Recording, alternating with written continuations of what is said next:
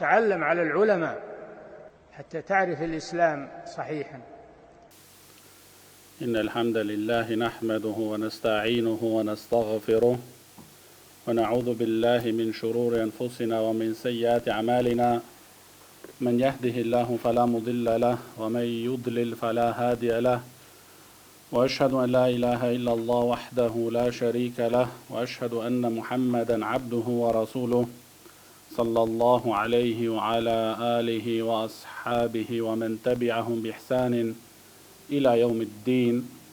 أما بعد فإن أصدق الحديث كلام الله وخير الهدي هدي محمد صلى الله عليه وسلم وشر الأمور محدثاتها وكل محدثة بدعة وكل بدعة ضلالة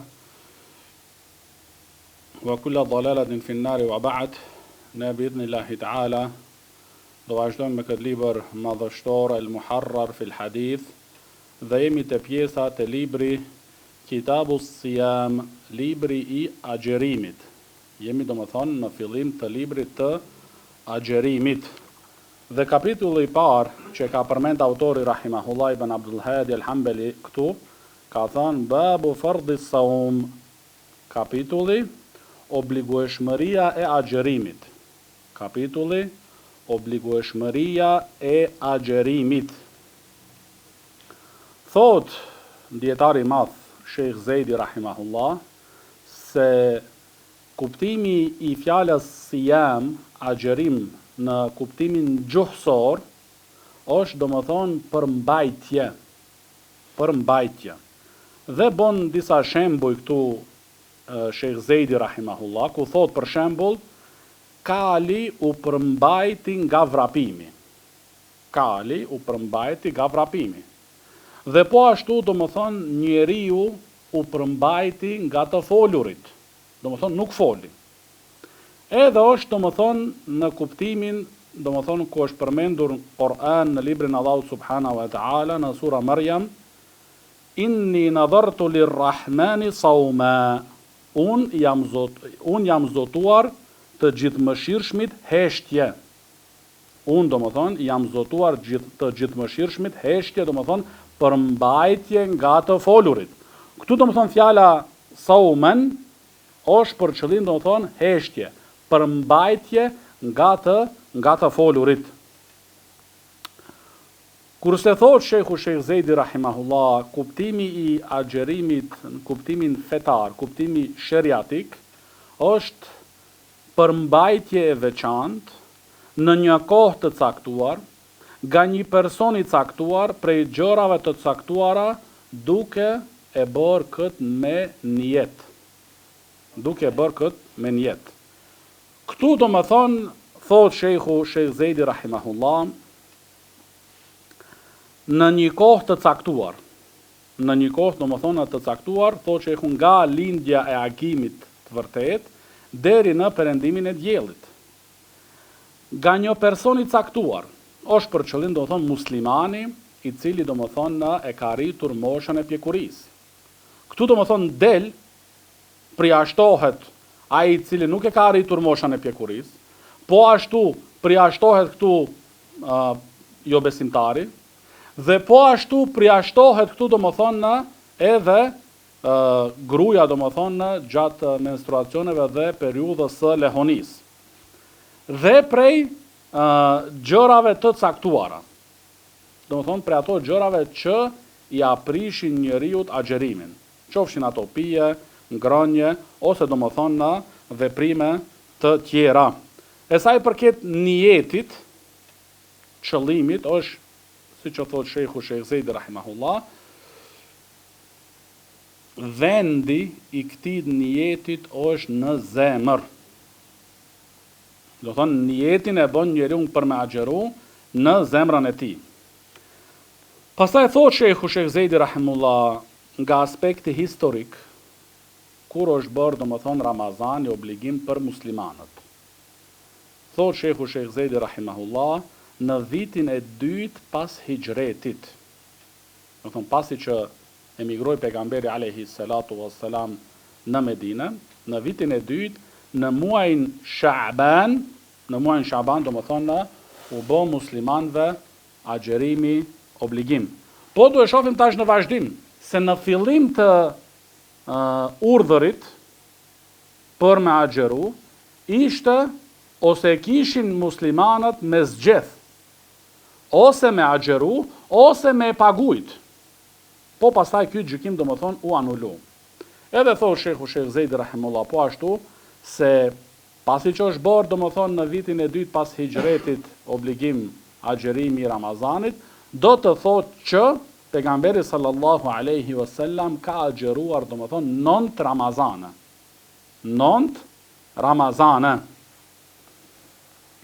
Pastaj vazhdon Ibn Abdul Hadi rahimahullah duke përmend këtu hadithin e parë, që është në renditje të këtij librit hadithi 612, ku thot autori Ibn Abdul Hadi rahimahullah, an Abi Huraira radhiyallahu anhu qala Rasulullah sallallahu alaihi wasallam la taqaddamu Ramadana bi sawmi yawmin wala yawmayn illa rajulun kana yasumu sawman falyasum.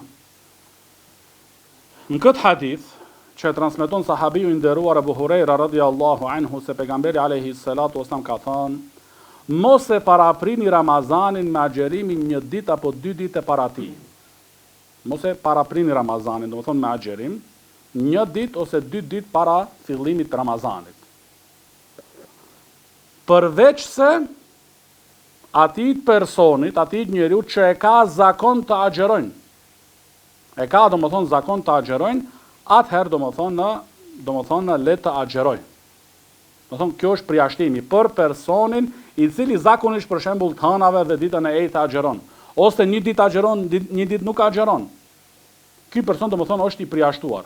Por se të tjerit do më thonë nuk guxojnë, që më thonë jo po unë agjeroj 2 ditë ose 1 ditë para fillimit të Ramazanit, që të jem sigurt do më thonë se kum fillu Ramazanin tamam.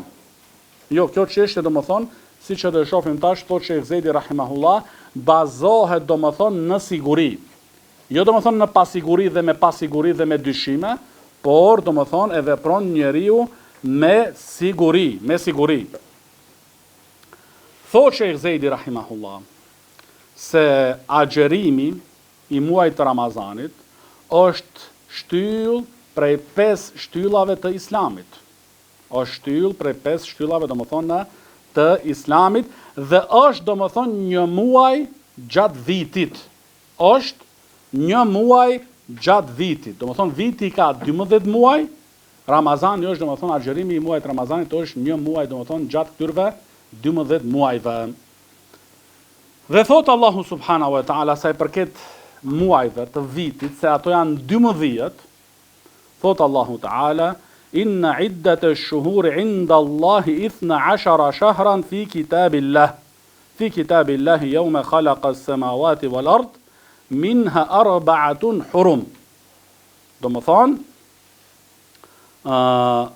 vërtet, numri i muajve tek Allahu është 12, sipas librit të Allahut, që prej ditës kur krijoi qiejt dhe tokën, 4 prej tyre janë të shenjta. Do më thonë, sipas Islamit, sipas Kur'anit dhe Sunnetit, viti ka 12 muaj. Viti ka 12 muaj.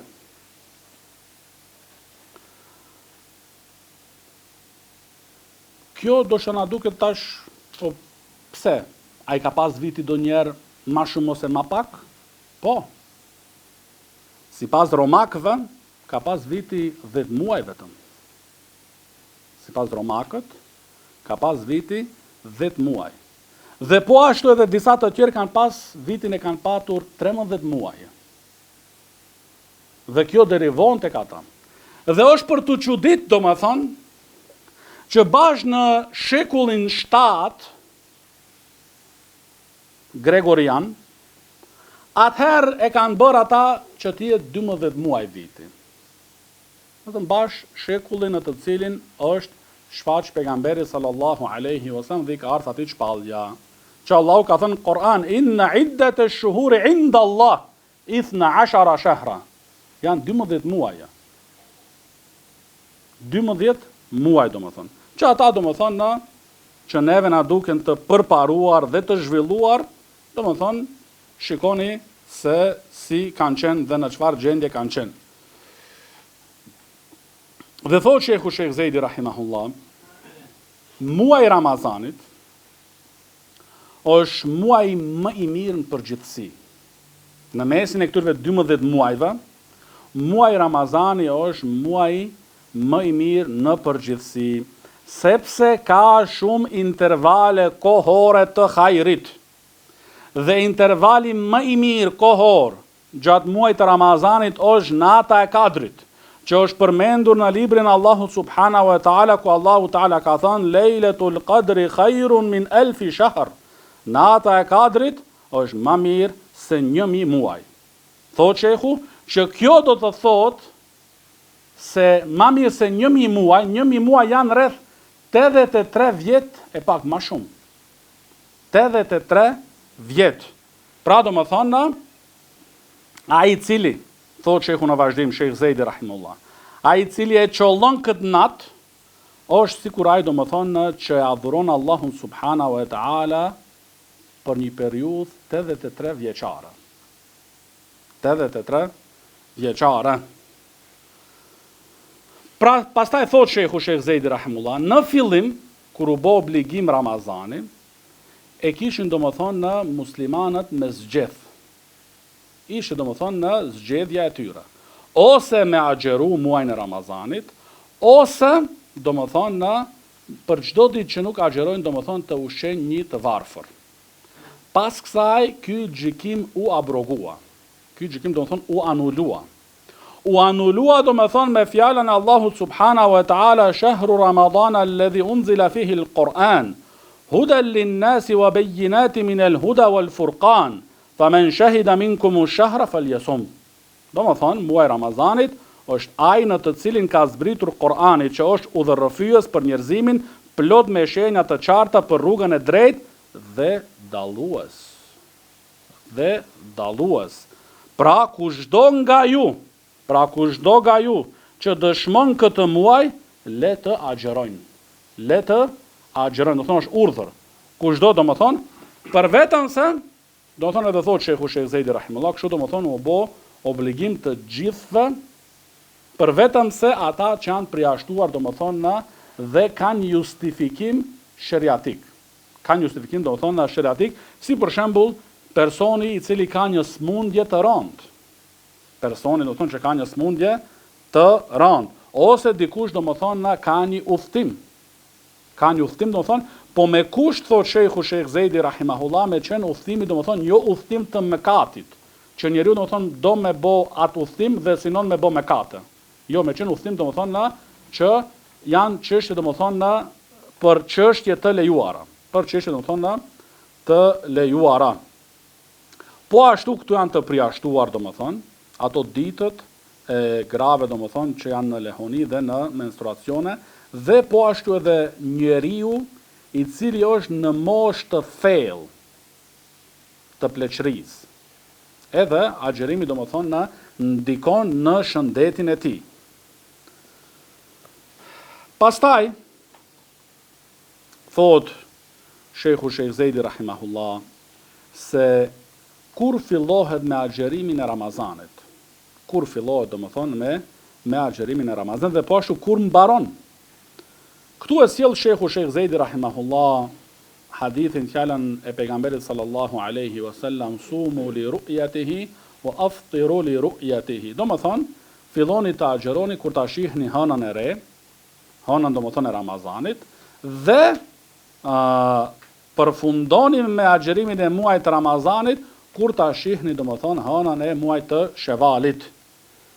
Do më thonë, thotë Sheikhu Sheikh Zejdi rahimahullah, muaji në Islam ka ose 30 ditë ose 29.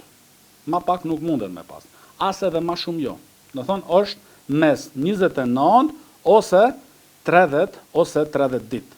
Dhe prandaj do më thonë, ky hadith që ka sjell këtu Imam Ibn Abdul Hadi al-Hanbali rahimahullah, që ato ditët e dyshimit, që njeriu dyshon, ndoshta ka hy Ramazanin, ndoshta s'ka hy, hajt po unë agjeroj një ditë ose 2 ditë para Ramazanit, kjo do më thonë që të jeti sigurt ai domethënë se e ka kap Ramazanin nga fillimi, një gjë e tillë domethënë e ka ndaluar pejgamberi sallallahu alaihi wasallam, sepse fillimi i Ramazanit bëhet domethënë me yaqin do thonë me bindje dhe siguri, e jo domethënë me shek me dyshime.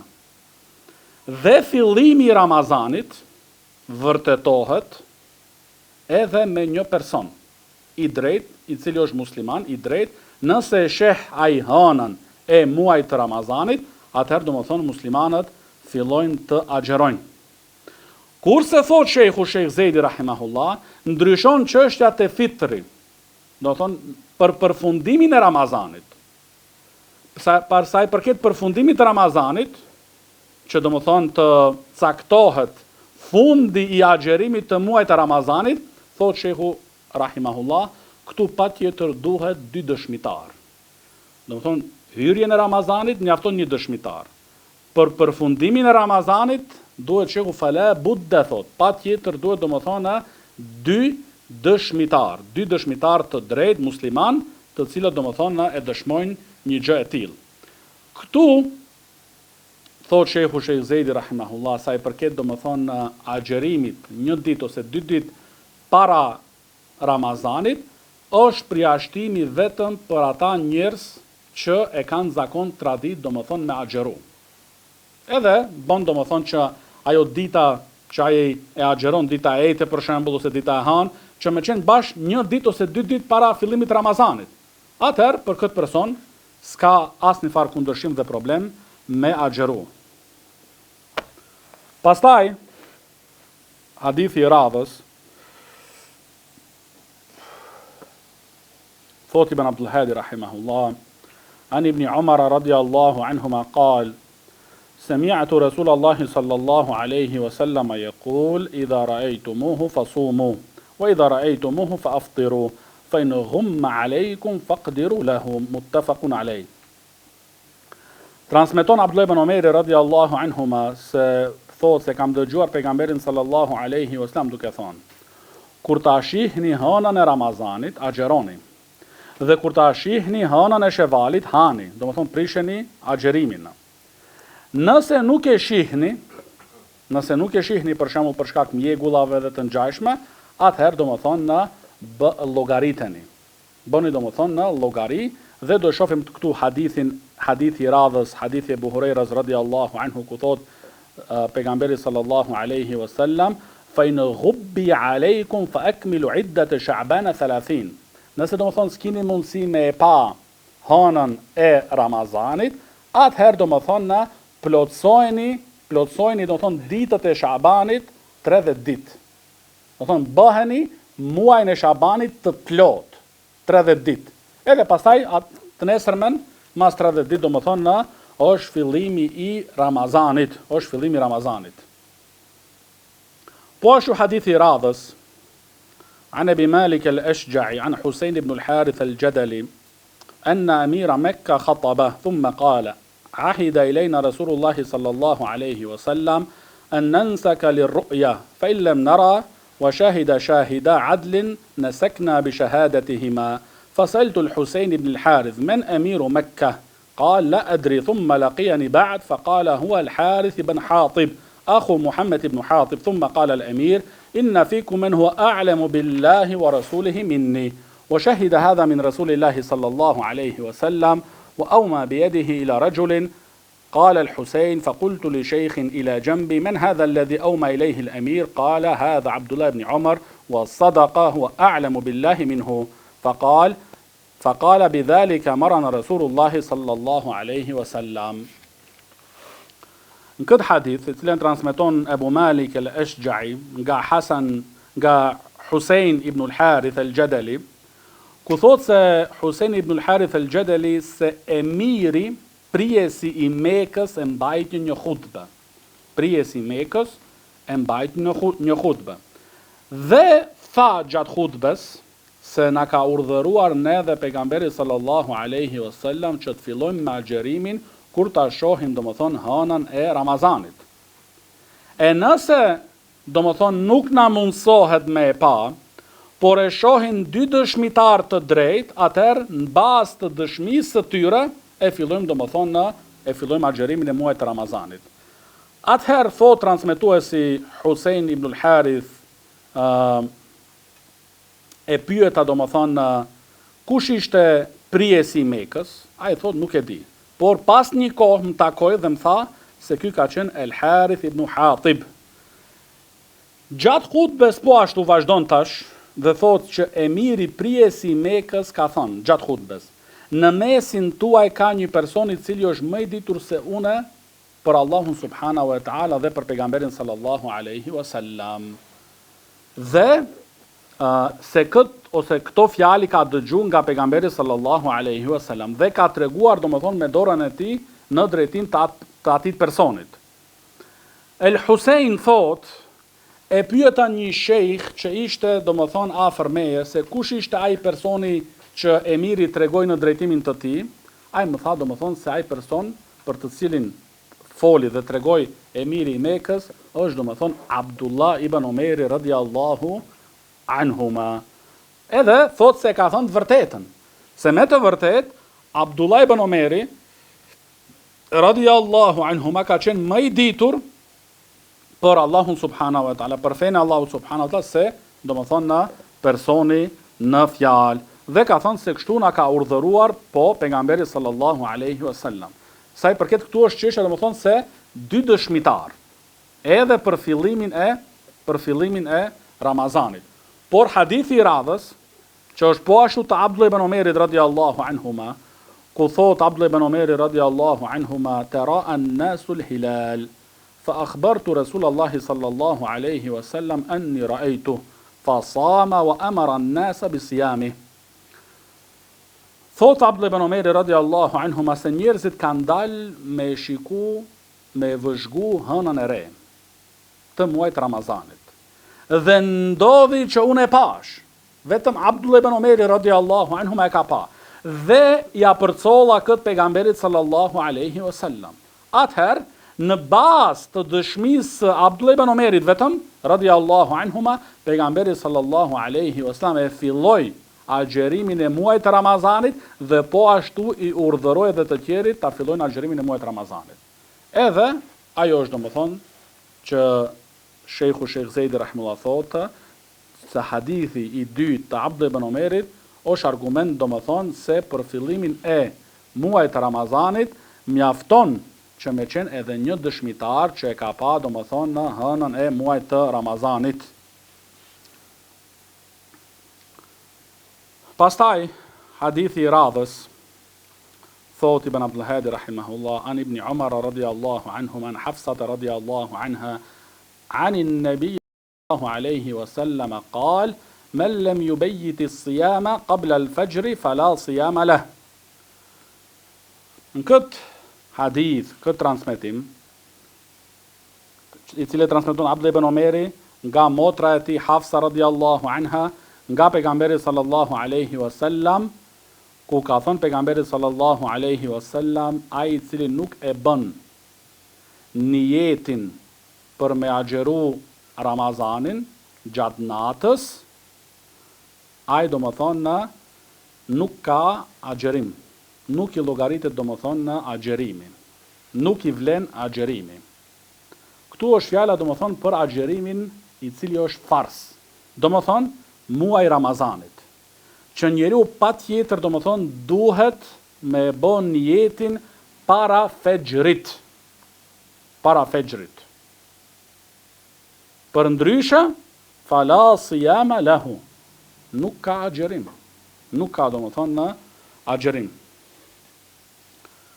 Thot Sheikh Zeidi rahimahullah, edhe pse ka domethënë lidhje me këtë hadithin në disa domethënë në fjalë nga dietarët e hadithit, po Sheikh Zeidi rahimahullah thot se ky hadith është nga lloji i haditheve që pranohen, janë të pranuara.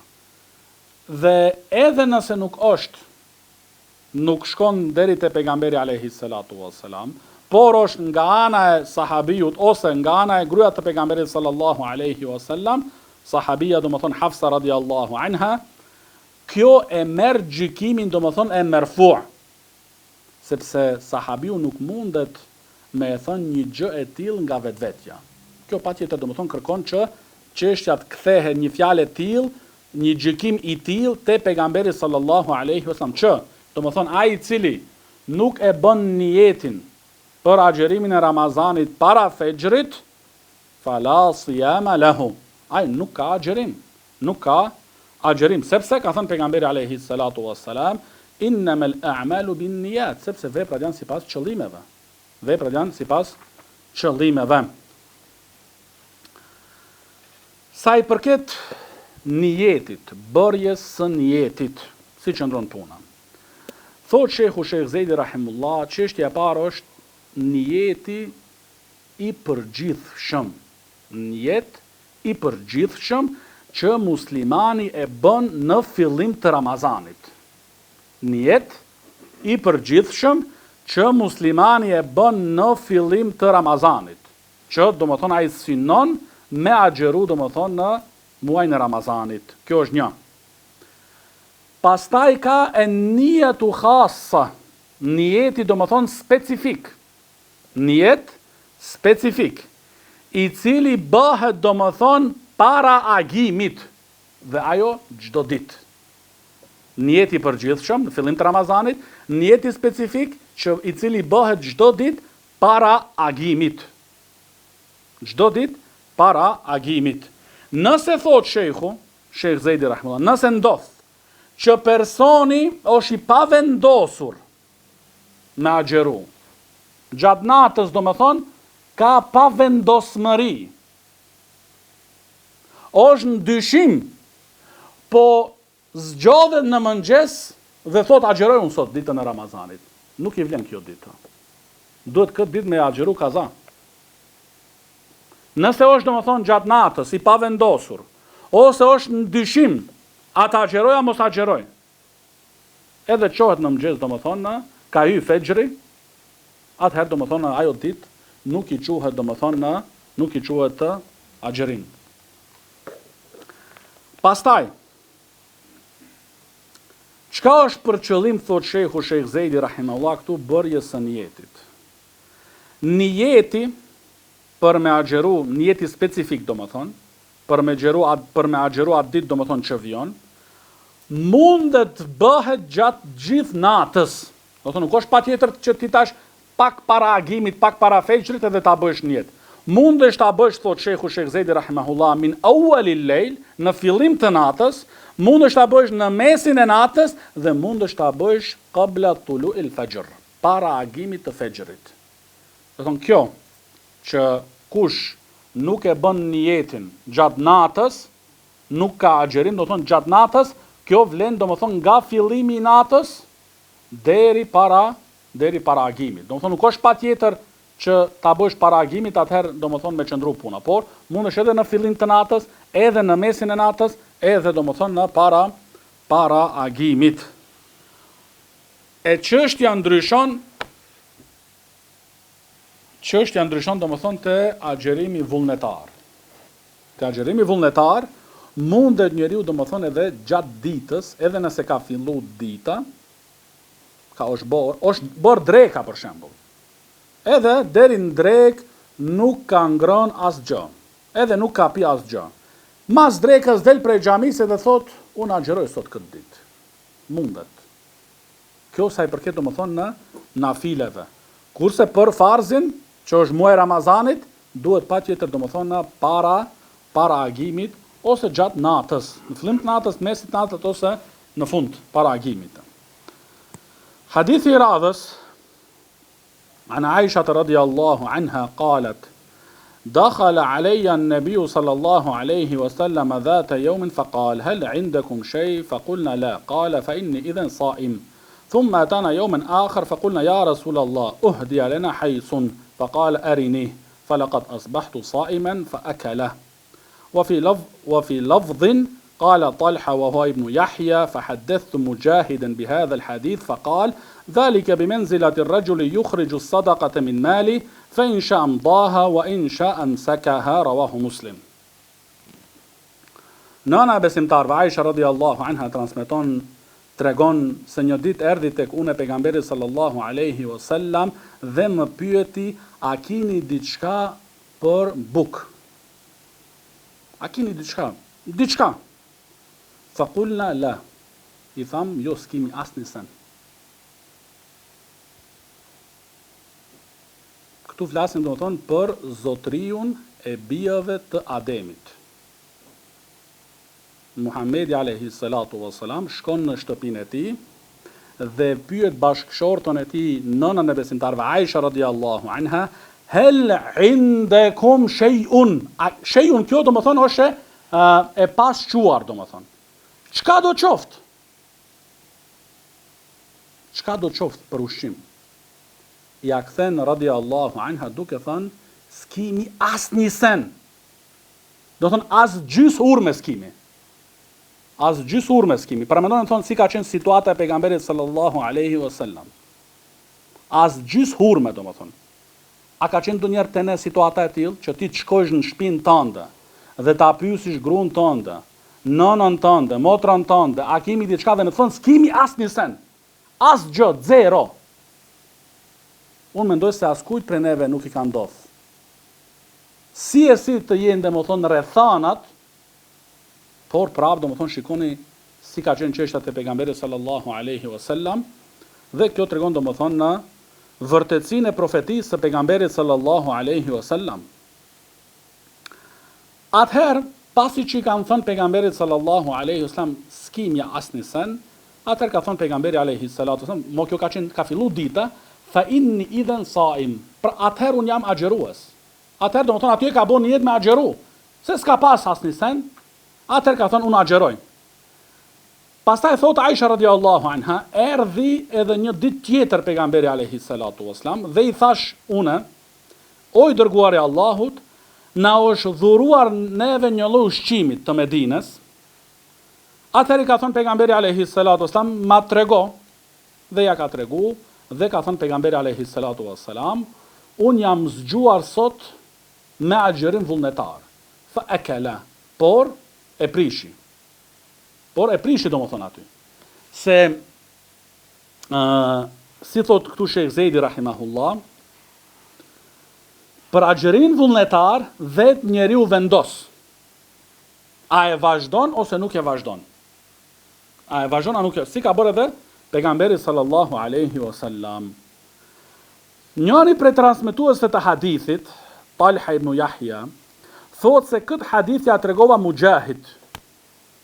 Mujahidit radhiyallahu anhu ja tregova. Dhe më tha se kjo punë, çështja e punës së agjerimit vullnetar është sikur se sadakaja vullnetare, që njeriu domethënë e merr me çit me e dhën dhe kur del rrugës ose e jep ose e kthen prapë ke shtëpia. Do thonë atë sadakan vullnetar nuk është ai patjetër me e dhën. Nuk është puna si puna të zeqatit, që duhet patjetër me e çit.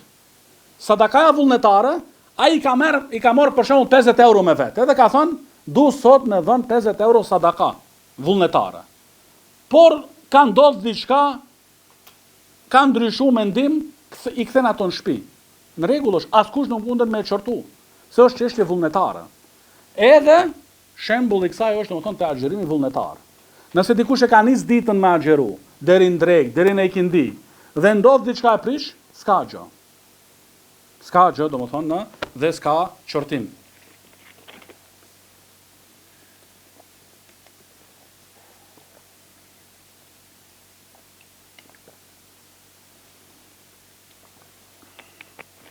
Edhe thot Sheikhu Sheikh Zejdi rahimahullah, se këtu e kemi shembull pejgamberin sallallahu alaihi wasallam, i cili është shembull i në çdo çështje të fesë.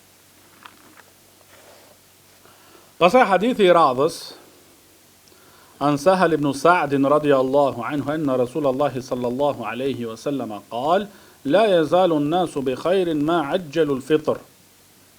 Këtu në këtë hadith ka thënë pejgamberi alayhi salatu wasalam, njerëzit do të vazhdojnë në mirësi, përderisa domethënë nxitojnë iftarin, përderisa domethënë nxitojnë në prishjen e iftarit. Dhe hadithi tjetër është an Anas ibn Malik radhiyallahu anhu qala Rasulullah sallallahu alaihi wasallam, tasahharu fa inna fi as-sahuri baraka, muttafaqun alayhima. Domethënë këtu në hadithin e Anasit radhiyallahu anhu se ka thënë pejgamberi alayhi salatu wasalam, bëni sahur, bëni sifyr. Çoni dhe ngroni për sifyr, se në të ka beriqet. Ka, domethënë, në beriqet. Këtu thot Sheikhu Sheikh Zejdi rahimahullah, këto dy hadithe, hadithi i parë është domethënë se është e pëlqyer kur vërtetohet perëndimi i diellit që njeriu me nxitu domethënë me bo iftar. Domethënë, kur ai vërteton se ka perëndu dielli në vendin, në rajonin ku jeton ai, sepse dhe perëndimi i diellit thot Sheikh Zejdi rahimahullah është çështje relative, që munden në vendin tënd me ose në rajonin tënd me perëndu, në ndonjë vend tjetër domethënë ala nuk ka perëndu. Domethënë ti fokusohesh domethënë e mat çështjen domethënë në bazë të asaj ku gjendesh.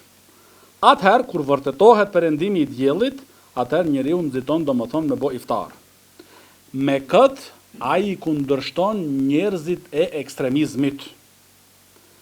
Se njerëzit që kanë rënë në këtë çështje në ekstremizëm, ata presin të dalin yjet dhe presin domethënë me fillu të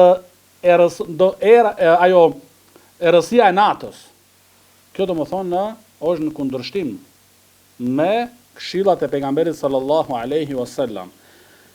Dhe realisht ata që kanë rënë në këtë lloj ekstremizëm, që presin të dalin yjet dhe të fillojnë nata domethënë, janë shia.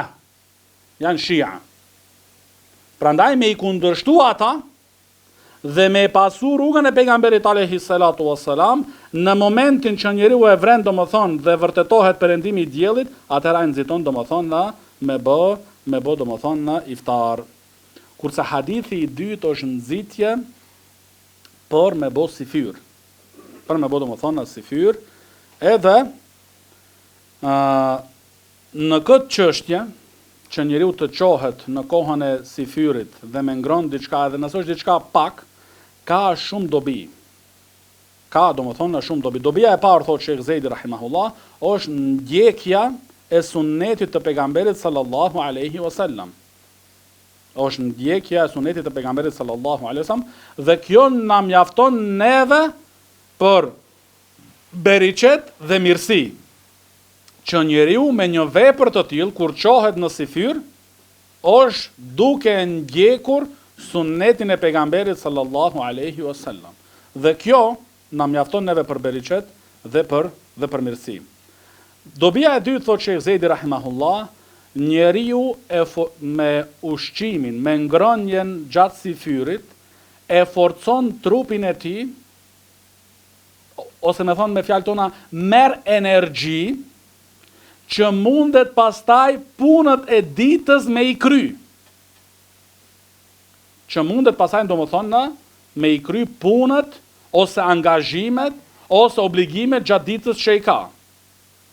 Dobia e tretë thotë Sheikh Zejdi rahimahullah, kur njeriu han sifyr, është prej shkaqeve që me pengu urinë. Që ke disa njerëz, uria shkakton domethënë sjellje të keqe. Kur e kap domethënë ajo për me ngran, ai pastaj e çit këtë të tjerit, sikur se ja kanë tjerit fajin. Për mos me ndodh një gjë e tillë, për me e parandaluar një gjë e tillë, atëherë domethënë çka bën ai? Çohet për sifyr dhe han mirë. Po ashtu, thotë Sheikh Zejdi rahimahullah, prej dobive që njeriu të çohet gjatë sifyrit dhe me ngran është me i kundërshtu ehlul kitab, sepse ata domethënë nuk kanë sifyr. Ehlul kitab domethënë nuk kanë sifyr. Pra domethënë kundërshtimi i tyre është qurbatun min al-qurbat, është afrim tek Allahu subhanahu wa taala, me i kundërshtu ehlul kitab. Dhe po ashtu, dobia e fundit, thotë Sheikh Zejdi rahimahullah, është që njeriu kur çohet domethënë gjatë sifyrit, bën dhikr, e përmend Allahun subhanahu wa taala, lexon Kur'an, lutet që Allahu taala me ia fal mëkatet, dhe pastaj vjon domethënë edhe agjerimi, namazi i sabahut. Të gjitha këto domethënë janë dobi domethënë kur çohet njeriu për sifyrin. Dhe Allahu subhanahu wa taala i ka lavdruar ata që qohen domethënë në kohën e sifyrit dhe bëjnë ibadet. Wa bil ashari hum yastaghfirun. Dhe gjatë kohës domethënë në së sifyrit ata kërkojnë falje nga Allahu subhanahu wa taala. Po ashtu prej dobive që njeriu i përfiton kur qohet gjatë sifyrit, është që Allahu subhanahu wa taala dhe po ashtu melaqet ju sallun, bojnë salavat për atë njeri i cili qohet domethënë në sifyr.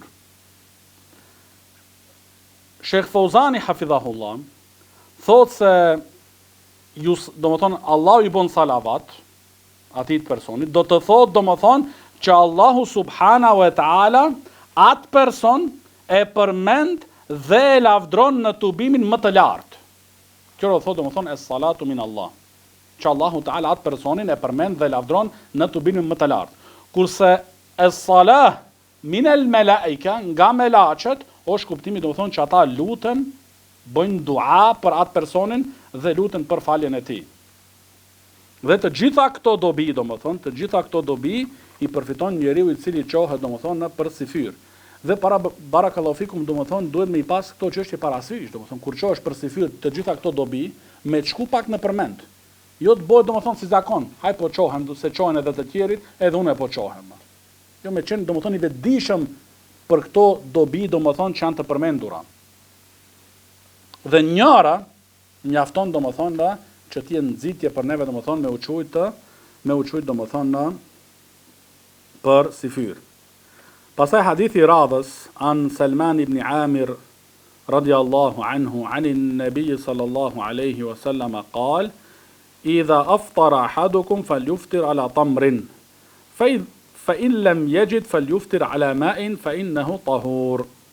Domethënë kur do dikush me boj iftar, le ta fillojmë domethënë me një hurm. E nëse nuk gjen hurm, nuk ka hurm, atëherë domethënë ne ta bëjmë domethënë iftarin, ne ta fillojnë me ujë, sepse ai është domethënë i pastër. Pra thot Sheikh Zejdi rahimahullah, se ky hadith është argument se është e pëlqyer domethënë që njeriu me fillu iftarin, me prish agjerimin domethënë me hurm. E nëse nuk gjen, nuk ka, atëherë domethënë me ujë. Atëherë me ujë.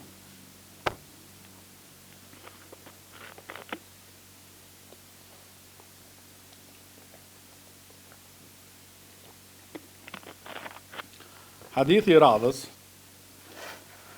عن أبي هريرة رضي الله عنه قال نهى رسول الله صلى الله عليه وسلم عن الوصال فقال رجل من المسلمين فإنك يا رسول الله تواصل قال رسول الله صلى الله عليه وسلم وأيكم مثلي إني أبيت يطعمني ربي ويسقيني فلما أبوا أن ينتهوا عن الوصال واصل بهم يوما ثم رأوا الهلال فقال لو تأخر الهلال لزدتكم كالمنكل لهم حين أبوا أن ينتهوا متفق عليه.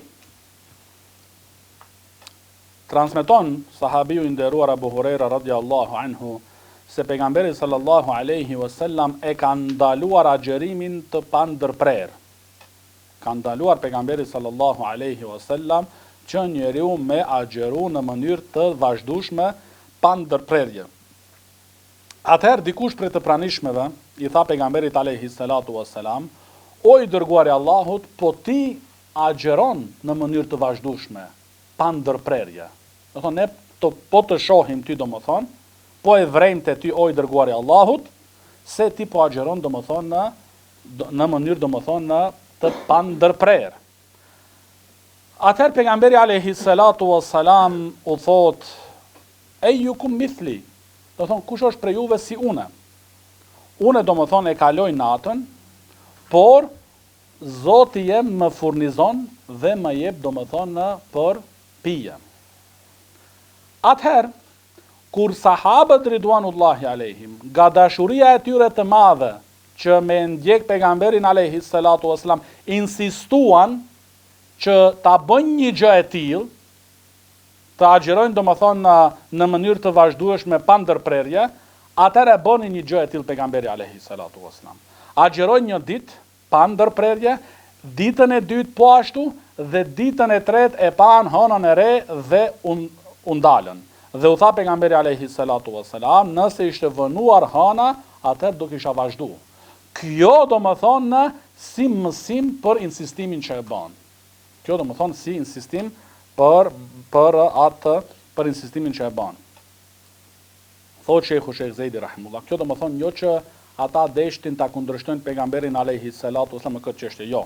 Por dashuria e tyre e madhe që me ndjek pejgamberin sallallahu alaihi wasallam edhe në këtë çështje. Por kjo çështje, çështja e agjerimit në mënyrë të vazhdueshme pa ndërprerje, është prej veçorive të veçanta të pejgamberit sallallahu alaihi wasallam. Dhe agjerimi i vazhdueshëm në mënyrë të pa ndërprerë është dy llojesh. Lloji i parë, thotë Sheikhu Sheikh Zejdi rahimahullah, njeriu e agjeron ditën, tër ditën, nga agimi deri në lindjen e diellit dhe nuk e prish agjerimin kur perëndon dielli. Vazhdon me agjeru deri në sifyr. Atëherë domethënë e prish agjerimin. Kjo është një lloj me agjeru në mënyrë të pandërprerë. Dhe Sheikhu Sheikh Zejdi rahimullah thotë se ky lloj domethënë është jaiz, është i lejuar. Por më e mira është zbatimi i hadithit domethënë që lexuam pak më parë, se njerëzit do të vazhdojnë në mirësi përderisa nxitojnë në prishjen e iftarit, kur perëndon dielli. Kjo është më e mira. Po nëse do dikush që është jaiz me agjeru domethënë tër ditën kur perëndon dielli, prap vazhdon, nuk e prish deri në sifyr. Kjo është një lloj. Lloji i dytë është që është prej veçorive të veçanta të pejgamberit alayhi salatu wassalam, është domethënë me agjeru në mënyrë të pandërprerë 2 ditë ose 3 ditë, pa sifyr, pa iftar. E kuptuat? Domethënë kur vjen sifyri prap nuk e prish. Pastaj fillon ditën tjetër me agjeru. Prap vjen iftari nuk e prish, prap vjen sifyri prap nuk e prish, prap e fillon ditën e tjetër, e kështu me radhë. Ky lloj agjerimit është i veçantë vetëm për të dërguarin Allahut sallallahu alaihi wasallam. Sepse çështja që tham domethënë lejohet, është jaiz, siç e thot këtu Sheikh Zejdi rahimahullah, është që me agjeru domethënë deri në sahar, deri në sifyr, ku ka thënë pejgamberi alayhi salatu wasalam, ejukum arada an yuwasil falyuwasil hatta sahar. Kushdo prej juve do domethënë me agjeru në mënyrë të vazhdueshme, atëherë le ta vazhdojnë ai agjerimin e tij deri në sifyr. Kjo është maksimumi domethënë. Do ta vazhdojsh domethënë agjerimin, atëherë domethënë maksimum deri në sifyr. Kjo është jaiz. Por më e mira është domethënë aula, thot Sheikh Zejdi rahimahullah, më parsore është dhe më e mira që ai domethënë që ai me prish domethënë agjerimin kur perëndon dielli. Kur perëndon domethënë dielli, sepse ka thënë pejgamberi alayhi salatu wasalam, njerëzit do të vazhdojnë në hajër, në mirësi, përderisa ato domethënë nxitojnë në prishjen e iftarit, kur vërtetohet normal domethënë perëndimi i diellit. Dhe një gjë e tillë u ka ndaluar pejgamberi alayhi salatu wasalam, domethënë agjerimi të pandërprerë, agjerim të vazhdueshëm, u ka ndaluar pejgamberi alayhi salatu wasalam nga mëshira e tij ndaj umetit vet. Edhe po ashtu që mos të bëhet domethënë një gjë e tillë obligim dhe të jetë rënë për ata që nuk munden ta çojnë këtë obligim dhe detyrë në vend. Dhe si pasojë asaj domethënë që pastaj edhe të dënohen. Pastaj hadithi i radhës që po ashtu e transmeton Ebu Hurajra radiallahu anhu, se ka thënë pejgamberi sallallahu alaihi من لم يدع قول الزور والعمل به فليس لله تعالى حاجة في أن يدع طعامه وشرابه رواه البخاري. Këtu në këtë hadith, ka thënë pejgamberi sallallahu alaihi wasallam, kush nuk e braktis, kush nuk e lën fjalën e rrem dhe punimi me to, Allahu Teala nuk ka nevojë që ai me lën ushqimin dhe pijen e tij. Do thonë kush nuk e lën gjatë agjerimit, ato gënjeshtrat dhe punimi sipas tyre, kush nuk i braktis ata, atëherë Allahu Teala do më thonë nuk ka nevojë do më thonë por që ai me ndalu vetës do më thonë në ushqimin dhe pijen. Pra do më thonë, thot Shekhu Shekh Zejdi rahimahullah, këto është kaulu zur, fjalë të kota, thot Shekhu Shekh Zejdi rahimahullah, janë për qëllim, a janë në lidhje me të drejtat e Allahut subhanahu wa ta'ala, ose me të drejtat e njerëzve, që njeriu do më thonë duhet të t'i largohet këtyrve çështjeve. Sepse, si që thotë Shekhu Shekh Zejdi rahimullah, se këto çështje, si na ka shpjeguar këtu pejgamberi alayhi salatu wassalam, ndikojnë në agjerimin të personi, në agjerimin e tij. Do thonë ndikon gënjeshtra, punimi me saj, gibeti, përcjellja e fjalëve, do më thonë duke dash me bë prishje, gënjeshtra, dëshmia e rremtë e kështu me radhë. Që njeriu do më thonë duhet t'i largohet, sepse kjo mënyra këtu, që Allahu Teala nuk ka nevojë për që ai me lën ushqimin e tij dhe pijen e tij, kjo është një mënyrë e qortimit maksimal për agjeruesin. Këtu ai do më thonë qortohen në mënyrë maksimale që ai prej këtyrve çështjeve do më thonë të largohet. Nëse nuk largohet, thot Shekhu Shekh Zejdi rahimahullah, nuk themi se agjerimi i tij është do më thonë i kot ose jo shprishur do më thonë, por ai e ka privuar veten e tij do më thonë nga shpërblimi. E ka privuar do më thonë veten e tij nga shpërblimi.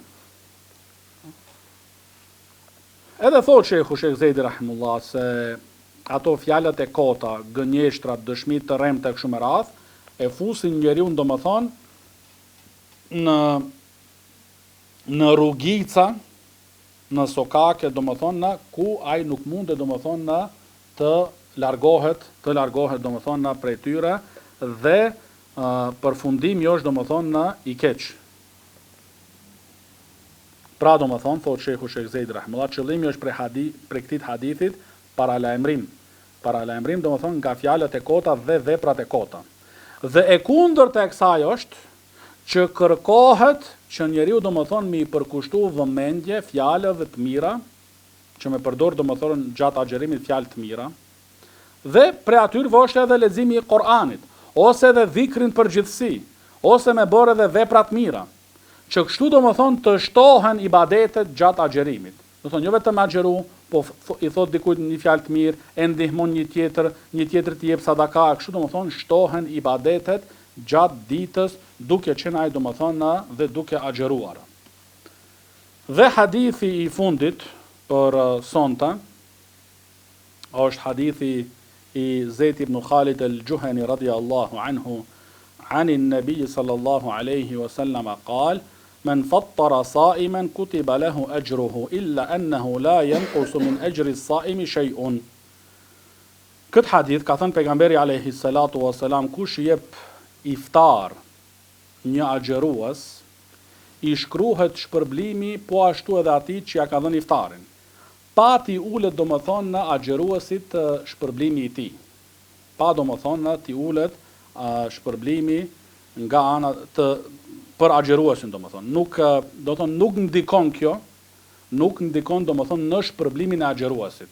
Por ai agjerues e ka shpërblimin e tij për këtë vepër madhështore, dhe ai i cili ja jep do më thonë iftarin e ka shpërblimin do më thonë nga Allahu subhanahu wa ta'ala. Dhe thot Sheikh Zejdi rahimahullah se ky hadith është nxitje do më thonë që njeriu të mundohet me u dhënë njerëzve iftar. Qofshin ata agjeruesit me agjerim fars, si që është puna e Ramazanit tash, ose nëse edhe dikush që është duke agjeruar nafile, është nxitje domethënë sepse ka shpërblim madhështor. Dhe dhënia e iftarit nuk është vetëm për qëllim, ose nuk janë vetëm për qëllim njerëzit të varfër këtu, thotë Sheikh Zejdi rahimullah. Por këtu hynë edhe ato, el fukara, por edhe el aghnia, edhe të pasurit, ata që janë pasanik. E ke po të njëjtin domethënë shpërblim po ashtu, edhe shokët që i ke, edhe shokët që i ke. Dhe po ashtu, thotë Sheikh Zejdi rahimahullah, se këtu janë të përfshirë në këtë shpërblim edhe bashkëshortja, edhe fëmijët, edhe nëna, respektivisht prindërit, dhe ata domethënë që i ke nën kujdesjen tënde. Nëse ata domethënë çdo natë hajnë iftar në tryezën tënde dhe ti e ke sjell atë ushqim në shtëpi, ti merr shpërblim për ata. Kjo është, do të thonë, çështje madhështore dhe tregon mëshirën e Allahut subhanahu wa taala. Që ata domethënë që i ke në shtëpinë tënde, që ata hajnë bashkë me ty për ditë iftar ose si fyr. Ti ke për ato domethënë ti ke po ashtu domethënë për ata shpërblim. Pa tu paksohet atyre diçka prej shpërblimeve të tyre. Ama për këtë gjë duhet timi të vetëdijshëm. Jo ta bëjmë domethënë këtë çështje si çështje e rëndomt dhe e zakonshme. Po ti jesh i vetëdijshëm për këtë shpërblim dhe ta bësh me niyet për hir të Allahut subhanahu wa taala. Që edhe ata domethënë që i kanë në shtëpi, si gruaja, bashkëshortja, si fëmia, si prindrit, kur hajnë domethënë bashkë me ty në sofër, ti ke shpërblim, sepse ti e ke sjell atë ushqim në shtëpi. Barakallahu fikum. Edhe kjo tregon domethënë në mirësinë e madhe të Allahut subhanahu wa taala dhe e gjarë. Dhe po ashtu se Allahu taala është bujar. Pastaj, meqense imi tash në prag të Ramazanit, në fillim të Ramazanit, pas nesër, dhe normal që Ramazani është, do më thonë, edhe çështja e taravis, çështja e namazi i natës, që namazi i natës, jo vetëm në Ramazan, ose gjatë muajit të Ramazanit, po edhe jashtë Ramazanit, është zakon e njerëzve të mirë dhe të devotshëm. Do thonë, falja e namazit të natës është tradit, është zakon e njerëzve të mirë, salihin, të devotshëm. Sepse këtë e ka thënë pejgamberi alayhi salatu wassalam, alejkum bi qiyamil lejl, fa innehu da'bu salihin qablakum, wa qurbatun ila rabbikum, wa makfaratun li sejjiat, wa manhatun anil ithm. Dhe këtë hadith e ka bu Hasan, Imam al-Albani rahimullah. Hadithi është për mbajuni namazit të natës. Thot pejgamberi alayhi salatu wassalam, për mbajuni namazit të natës, sepse ai është zakoni i të mirëve para jush. Ai është afrim tek Zoti juaj, shlyerje mëkateve dhe pengesë nga gjunahet. Domethënë, në vend që të rish në TikTok ose në Instagram sot, ose budalliqe tjera, qohë dhe fal namaz natë. Të pengon prej atyre domethënë gjënave të këqija. Të pengon prej mëkateve, këtë e ka thënë pejgamberi sallallahu alaihi wasallam. Nëse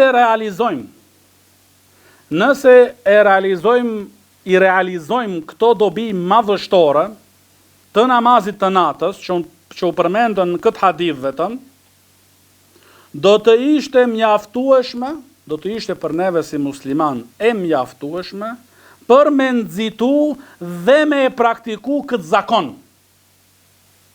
Që me nxitu dhe me fillu me praktiku këtë zakon. Namazi i natës është prej cilësive të njerëzve bamirës dhe të devotshëm. Allahu i lartësuar thot: Innal muttaqina fi jannatin wa uyun, akhidhina ma atahum rabbuhum, innahum kanu qabla dhalika muhsinin, kanu qalilan min al-lejli ma yahja'un, wa bil ashari hum yastaghfirun. Përkthimi është, pa dyshim, ata që i friksohen Allahut, do të jenë në kopshte dhe burime, duke marrë atë që ua ka dhuruar Zoti i tyre, me që më parë kanë qenë bamirës, ata falnin pak natën, ndërsa në agim kërkonin falje nga Allahu. Ndërsa në agim, do të natën e kalonin në namaz, larg shtratit, larg vendit ku e ka gjumin njeriu, dhe kur e përfundojshin këtë ibadet madhështor, në fund kërkojshin falje. Nuk e ndjeshin vetën në fund jam më i miri në këtë lagje, në këtë vend. Jo, në fund të këtij adhurimit madhështor kërkojshin falje. E përfundojshin këtë adhurim madhështor duke i kërkuar Allahut subhanahu wa taala falje. Thot djetari i madh Sheikh Abdurrahman as-Saadi rahimahullah. Do më thonë, në tefsirin e tij, dhe në kohën e Sifyrit, që është pak para agimit, ata kërkojnë falje nga Allahu. Ata e zgjatën namazin e tyre deri në Sifyr. Pastaj, në përfundim të qiyamit të natës, ulen duke kërkuar falje nga Allahu. Kërkimi i faljes në këtë kohë ka një vlerë dhe veçori të posaçme, që nuk e ka në ndonjë kohë tjetër. Imam Tabari rahimahullah në tefsirin e tij ka thënë, është transmetuar se profeti Allahut Jakubi alayhi salatu wassalam, kur ata fëmijët e tij kërkuan, o babai ynë, kërko falje për ne për mëkatet tona, disa prej dietarëve kanë thënë, ai Jakubi alayhi salatu wassalam e vënoi istighfarin për fëmijët e vet deri në Sifyr. E prit atë kohën më të mirë. E prit të kohën më me vlerë, që me shpresu sa ma shumë se ajo lutje du i pranohet. Prandaj, si ka thënë pejgamberi alayhi salatu wassalam, se faleni namaznate, se ajo është zakoni i njerëzve të mirë. Se ajo është, domethënë, në zakoni i njerëzve të mirë. Namazi i natës është shenjë për sinqeritetin e njeriut. Është shenjë, domethënë, për sinqeritetin e njeriut, dhe tabiu i nderuar, Qatada rahimahullah ka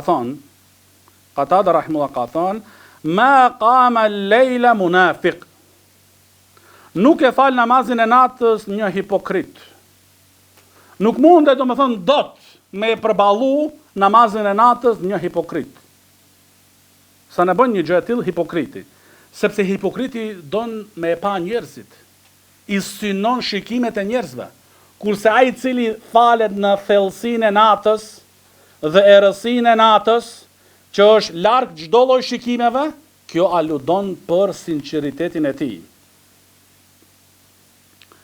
Namazi i natës është shkak për me fituar xhennetin. Allahu i lartësuar thotë: "Tatajafa junubuhum 'anil madaji'i yad'una rabbahum khawfan wa tama'an wa mimma razaqnahum yunfiqun.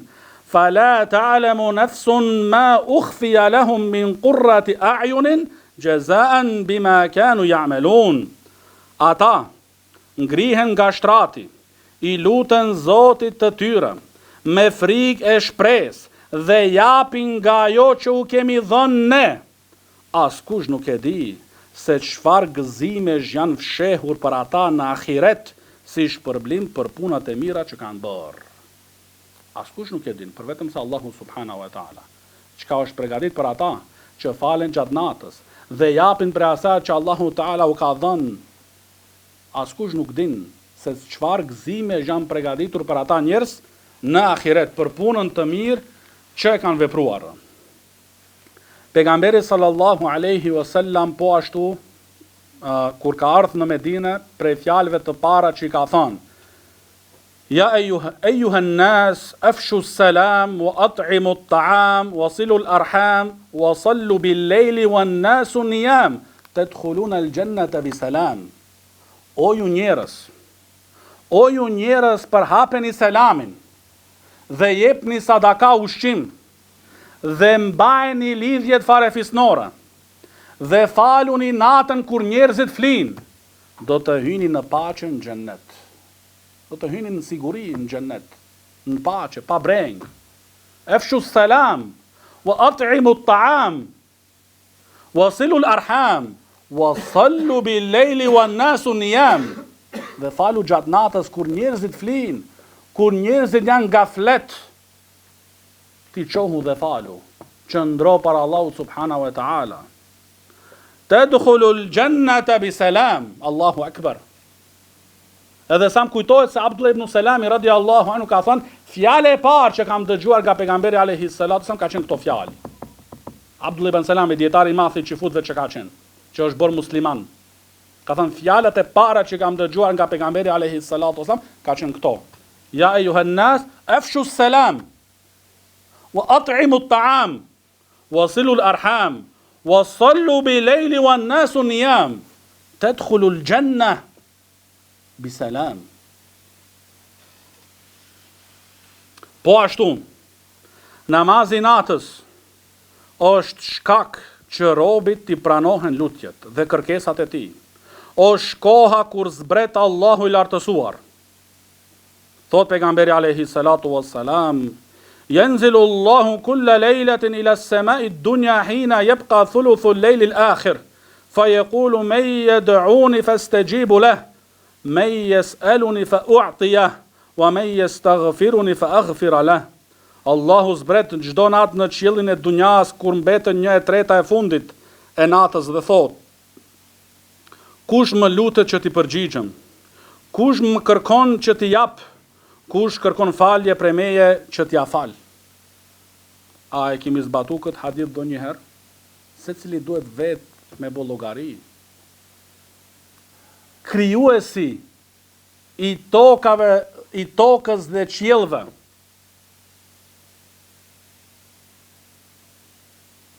thot, kush më pyet, kush më kërkon që t'jap, edhe Allahu Ta'ala është ai i cili nuk i friksohet që mbretëria e tij të paksohet, sepse mbretërit e dunjas, sa të kenë ata pasuri dhe fuqi, ata i friksohen. Se ndoshta mbretëria e tyre do më thonë do shuhet, ka me marë fund. Allahu Ta'ala nuk i friksohet një gjë e tillë. Ajo është i përsosur. Kush e ka zbatu këtë, do më thonë, kur ka pas do një breng ose do një vështirësi, neve na shkon mendja kotar gjithë natën. Ama kotar të krijesat, jo të krijuesi Allahu subhanahu wa ta'ala. Që të marrish abdes, t'i falish 2 recate. Edhe ti jesh i bindur, yanzilu rabbuna ila samai dunya, se zbrit Zoti jon në qiellin e dunjas. Ti jesh i bindur se ka zbrit Allahu subhanahu wa ta'ala, dhe se të dëgjon, dhe se thot, kush më kërkon që t'i jap. A bën një gjë e tillë me bindje? Dhe thot po ashtu pejgamberi alayhi salatu wassalam, inna min al-lejli sa'atan la yuwafiquha abdun muslimun yas'alu Allaha khayran illa a'tahu Allahu iyah. Me të vërtet, gjatë natës ka një orë që asë një rob musliman nuk e gjen duke kërkuar nga Allahu ndonjë të mirë e pa ja dhënë ai atë. Ka një orë, ka një periudhë gjatë natës që nëse njeriu e çollon dhe i kërkon Allahu Teala, Allahu ja jep atë, ja plotson.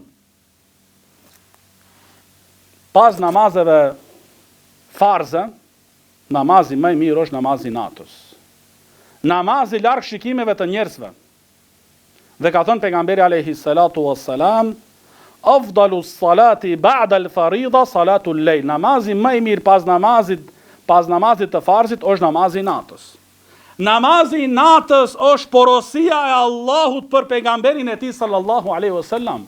Namazi natës është porosia e Allahut subhanahu wa taala për pejgamberin e tij sallallahu alaihi wasallam. Thot Allahu i lartësuar: ja ayyuhal muzammil Qumil lejla illa qalila, nisfahu au inqus minhu qalila, wa zid alejhi wa rattilil Qur'ana tertila. O ti mbuluar, qohu të falesh natën përveç një pjesë të saj, që është gjysmë ose diçka më pak, a diçka më shumë se ajo, dhe lexoje Kur'anin ngadalë dhe qartë. Allahu i lartësuar e ka lavdruar pejgamberin alayhi salatu wassalam për namazin e tij gjatë natës, dhe po ashtu ata besimtarët që e ndjekin pejgamberin sallallahu alaihi wasallam në këtë çështje. Allahu i lartësuar ka thonë: Inna rabbaka ya'lamu annaka taqumu adna min thuluthay al-layli wa nisfahu wa thuluthahu wa ta'ifatun min alladhina ma'ak. Zoti yt e di se ti falesh më pak se 2/3 e natës, do njëherë gjysmën ose 1/3 e saj, si edhe disa prej atyre që janë me ty. Si dhe disa prej atyre që janë me ty. Namazi natës është rrugë për të qenurit mirënjohës ndaj Allahut subhanahu wa taala për dhuntit e tij ndaj robit të.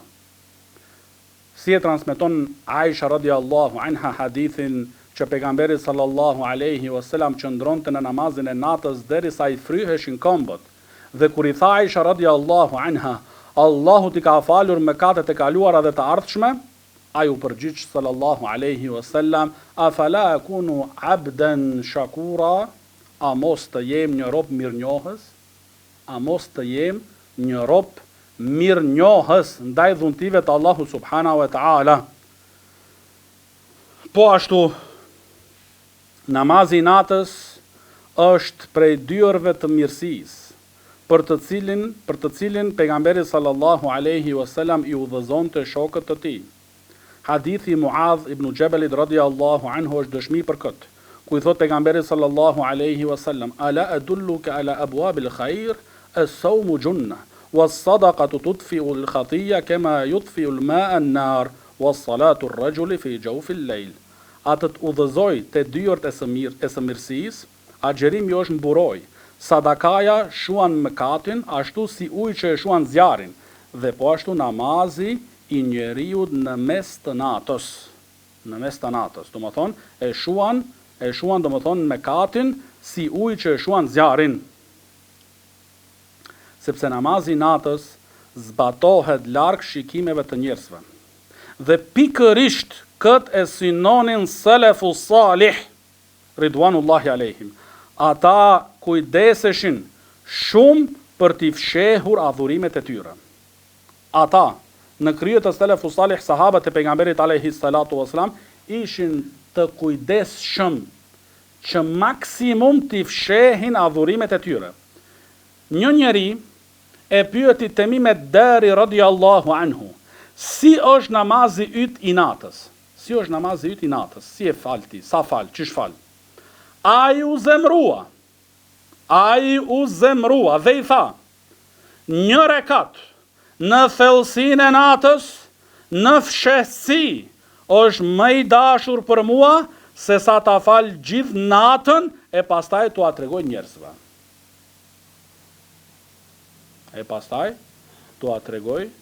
njerëzve. Edhe kini kujdes, se ka njerë shetani ta zbukuron, ti ndoshta nuk e tregon në mënyrë drejt për drejt, po sillesh rreth asaj temës, që me ra muhabeti me tregu. Ja Abdallah, këta që duhet me pas kujdes. Prandaj, shiko Temim ad-Dari radiallahu anhu, është sahabi, thot që kur e pyeti u zemru, dhe i tha një rekat në thellësinë e natës, në fshehësi, është më i dashur për mua se sa gjithë natën të kaloj në namaz edhe të nesërmen t'ua kallzoj njerëzve. Ejub as-Sikhtiyani rahimahullah, imami imamlarve të selefu salih ridwanullahi alejhim, falte gjatë gjithë natën e kalonte në namaz natë, por e fshihte.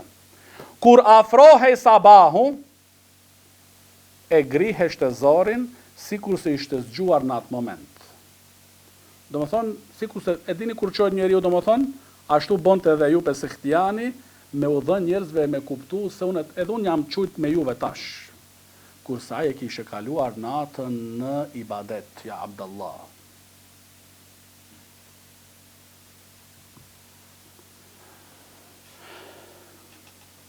Muhammed el-Munkadir rahimahullah ka thënë: nuk kam mbetur nga kënaqësitë e kësaj bote vetëm se 3 gjëra: namazi i natës, takimi me vëllezërit dhe falja me xhamat. Shkoni. Prej kënaqësive të kësaj bote: namazi i natës, takimi me vëllezërit dhe namazi me xhamat. Një njeri i tha Ibrahim ibn Adham: unë nuk mundem të fal namazin e natës. Më jep një ilaç, një këshill, një përkujtim, një rrugdalje. Ai i tha ju përgjigj rahimullah: mos i bëjmë me katë ditën, Allahu Teala, ai do ta mundsoj ty që ti qëndrosh para ati natën. Sepse qëndrimi yt para Allahut në gjatë natës është nderim nga Allahu për ty, dhe mekatarët nuk e meritojnë këtë nderim. Domethënë ilaçi është mos i bëjmë mëkate Allahut subhanahu wa taala ditës. Sepse që ta fitojsh këtë nder të madh, që të ndrojsh gjatë natës para Allahut subhanahu wa taala, ta fitojsh këtë nder të madh, atëherë duhet me i lënë ato mëkatet gjatë ditës. Një njeri i tha Hasan el-Basriut rahimahullah: o Ebu Said, unë shëndosh e i mbar flej. Dua ta fal namazin e natës dhe përgatitem për pastërtin që kur të qohem. Pse nuk mundem të qohem të qëndroj në namazin e natës? Ai tha: mëkatet e tua të kanë lidhur. Mëkatet të pengojnë ta falish namazin e natës. El Hafidh an-Nawawi rahimahullah thot: një herë u privova nga namazi i natës. Thot një herë ky, i ka duk shumë, e mban mend. El Hafidh, prandaj ne çuditemi pse këto libra e Nawawiut rahimahullah janë të pranishme dhe e kanë këtë pranueshmëri dhe këtë akceptim. Thot një herë u privova nga namazi i natës për shkak një mëkat që e bëra. Për shkak një mëkat që e kam bërë. Fudail ibn Iyadit rahimahullah ka thonë: nëse nuk mund të falish namazin e natës dhe të agjerosh ditën, dije se je i privuar dhe i lidhur. Ajo që të ka lidhur është mëkati yt. Mëkati domethënë yt. Nga ajo që u përmend deri tani, prej ajeteve, haditheve dhe fjalëve të selefit, u kuptua domethënë ose e kuptuam vlerën e namazit të natës. Tash, pasi e dim vlerën e tij madhështore, sikur zemra domethënë është përmalluar me ditë kohën e këtij namazit madhështor. Imam Ibn Bazi rahimahullah ka thënë: namazi i natës fillon pas namazit të yatsis dhe përfundon me lindjen e agimit. Namazi i natës fillon pas namazit të yatsis dhe përfundon domethënë me lindjen e agimit. Sunneti është falja e namazit të natës nga barimi i yatsis deri në agim, qoftë edhe me 1 rekat të vetëm vitër.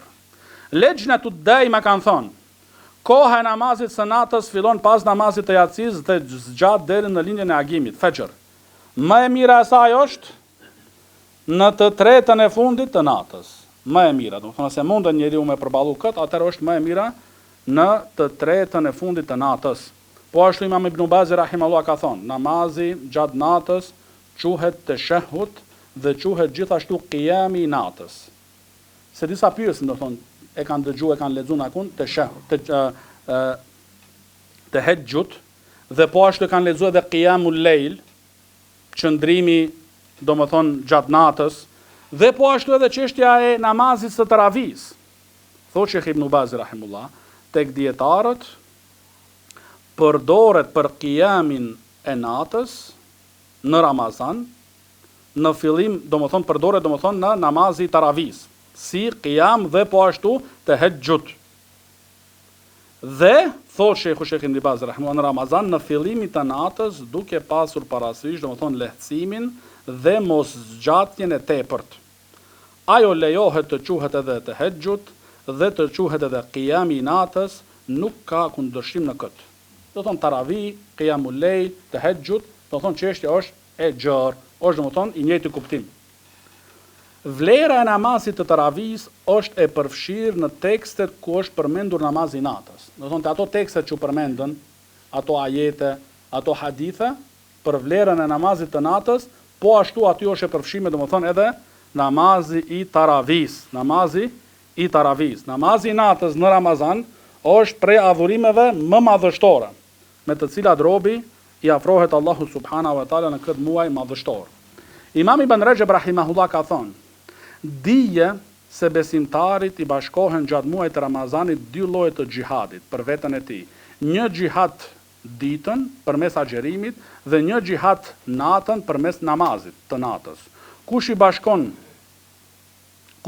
këto dy lloje të xhihadit, i përmbush të dyjat dhe duron në to, shpërblimi i tij është i pakufizuar.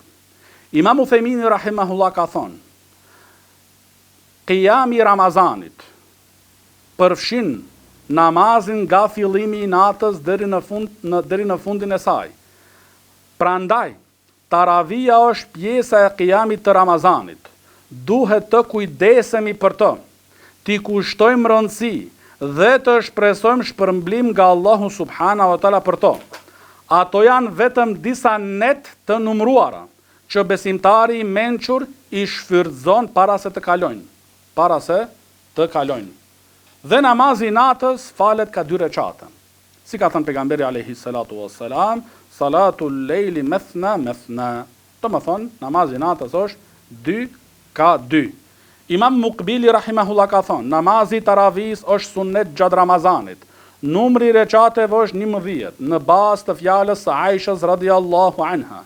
Dhe nëse i shton edhe 2 recate plus, do të thonë 13, është po ashtu e transmetuar dhe është sunnet. Kjo është domethënë më e sakta. 11 ose 13 recate.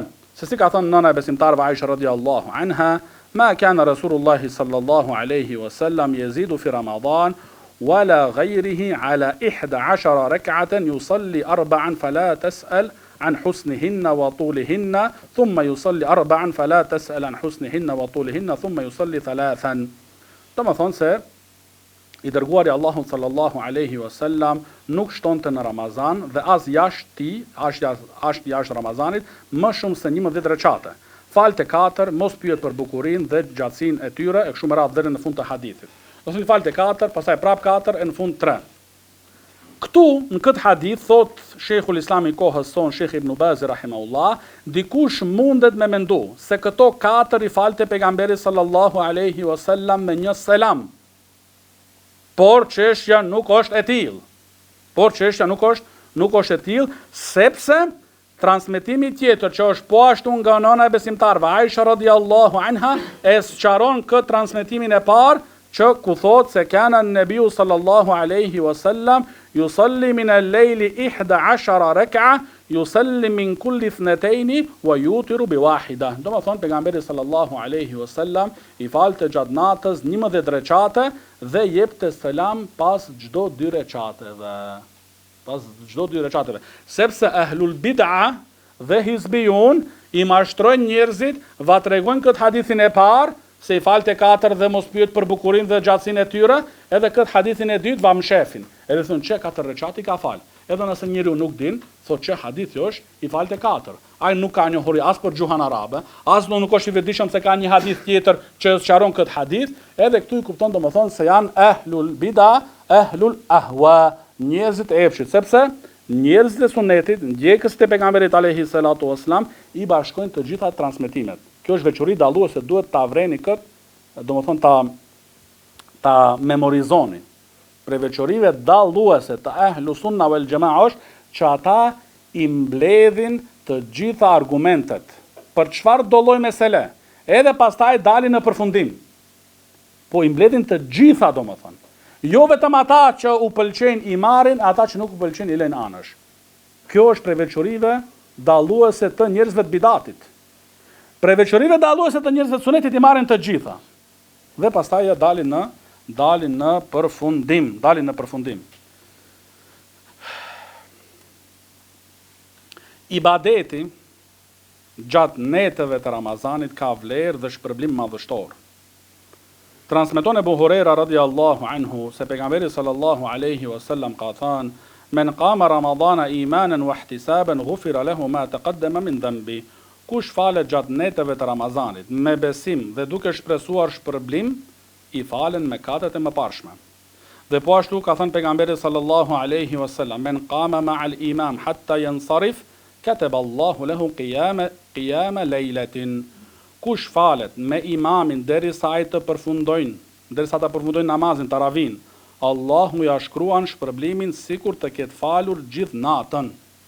Gjithë natën. Prandaj, dhe me këtë e përfundojmë, o vëllezër, jemi në prag të muajit Ramazanit, në prag të muajit të agjerimit gjatë ditës dhe taravive gjatë natës.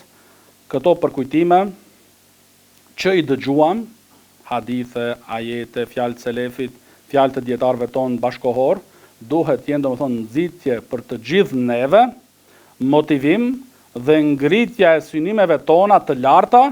Prandaj i mençur e shfrytëzon këtë shans madhështore dhe nuk lejon t'i kaloj duke u marrë me gjëra të kota. Dhe nuk lejon ai domethënë, nuk toleron asesi që ky muaj madhështor me ik aty domethënë duke u angazhuar me gjëra të pavlera. Hadha wa sallallahu ala nabina Muhammad wa ala alihi wa sahbihi wa sallam.